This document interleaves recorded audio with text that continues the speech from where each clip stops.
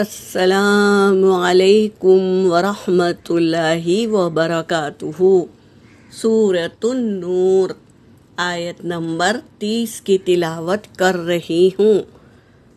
اعوذ باللہ من الشیطان الرجیم، بسم اللہ الرحمن الرحیم۔ وَقُلْ لِلْمُؤْمِنَاتِ يَغْضُضْنَ مِنْ أَبْصَارِهِنَّ وَيَحْفَظْنَ فُرُوجَهُنَّ وَلَا يُبْدِينَ زِينَتَهُنَّ إِلَّا مَا ظَهَرَ مِنْهَا وَلْيَضْرِبْنَ بِخُمُرِهِنَّ عَلَى جُيُوبِهِنَّ وَلَا يُبْدِينَ زِينَتَهُنَّ إِلَّا لِبُعُولَتِهِنَّ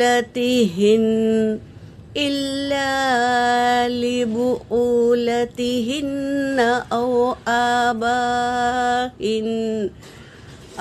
آبَائِهِنَّ أَوْ آبَاءِ بُعُولَتِهِنَّ أَوْ أَبْنَائِهِنَّ أَوْ أَبْنَاءِ بُعُولَتِهِنَّ أَوْ إِخْوَانِهِنَّ أَوْ بَنِي إخوانهن أو بني أخواتهن أو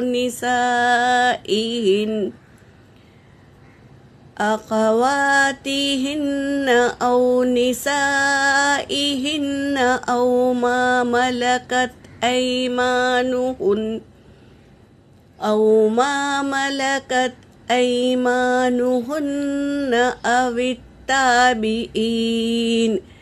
أو التابعين غير أولي الإربة من الرجال أو الطفل الذين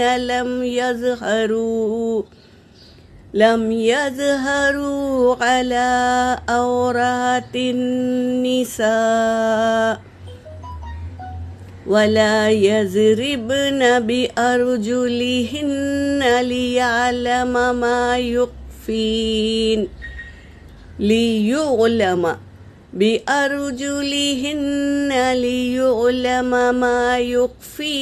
من زينتهن وتوبوا إلى الله جميعا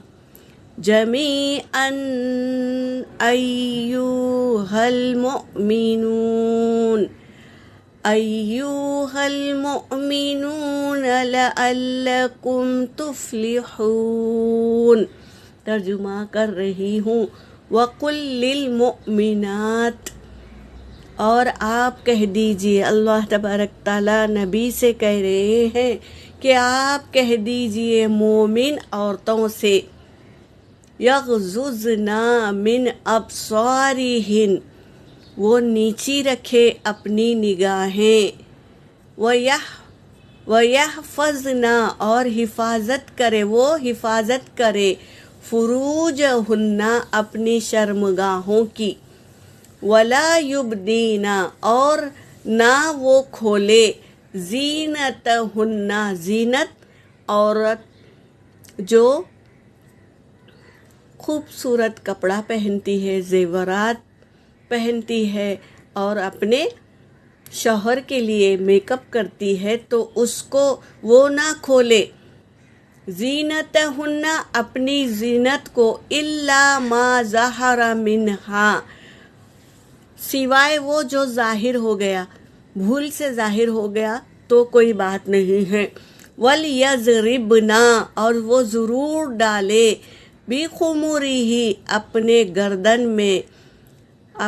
گردن میں، عَلَى جُيُوبِهِنَّ، کیا ہے، گردن میں اوڑھنی ڈال لے، وَلَا يُبْدِينَ، اور نہ کھولے اپنی زینت کو، إِلَّا سوائے، لِبُؤُولَتِهِنَّ، اپنے شوہر کے سامنے، او آبائِهِنَّ، اور اپنے باپ کے سامنے کھول سکتی ہے۔ زینت یعنی سجانے کی چیزیں اپنے باپ اور اپنے شوہر کو دکھا سکتی ہے۔ او آبائی بؤلتہن، اور اپنے شوہر کے باپ کے سامنے یعنی سسر کے سامنے اپنی زینت کھول سکتی ہے۔ او ابنائہن، اور اپنے بھائی کے سامنے، او ابنائی بؤلتہن، اور اپنے بھائی کے سامنے، اور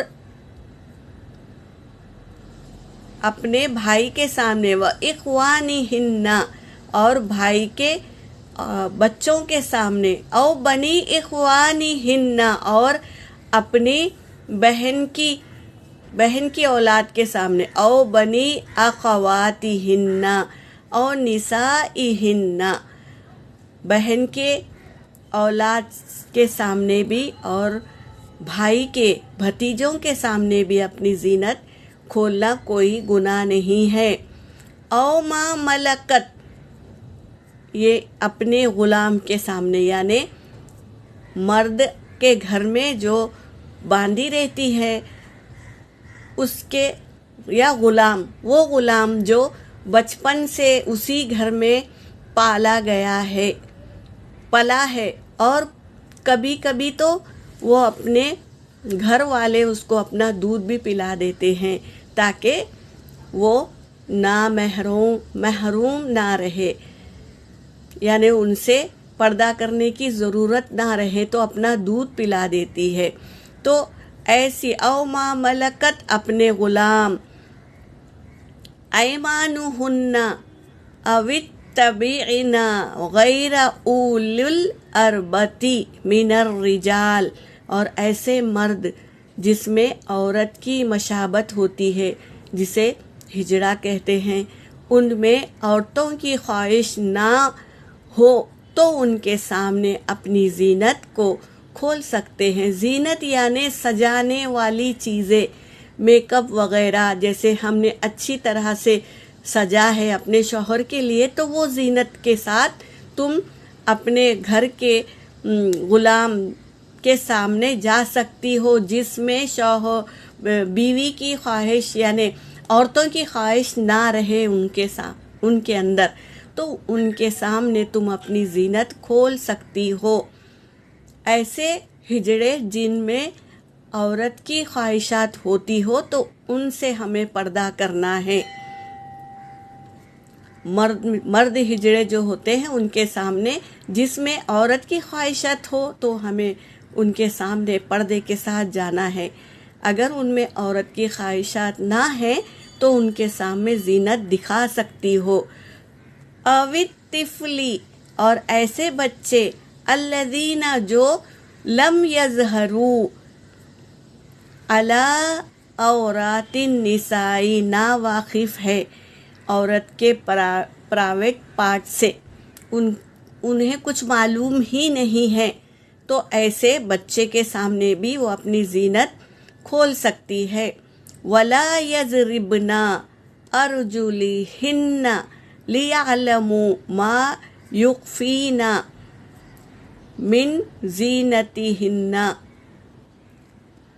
تو ایسے لوگوں کے سامنے وہ بے زینت کر کے آ سکتی ہے۔ اگر ان میں عورت کی خواہشات ہو مرد میں ہجڑے میں تو ان کے سامنے ہمیں پردہ کر کے آنا ہے۔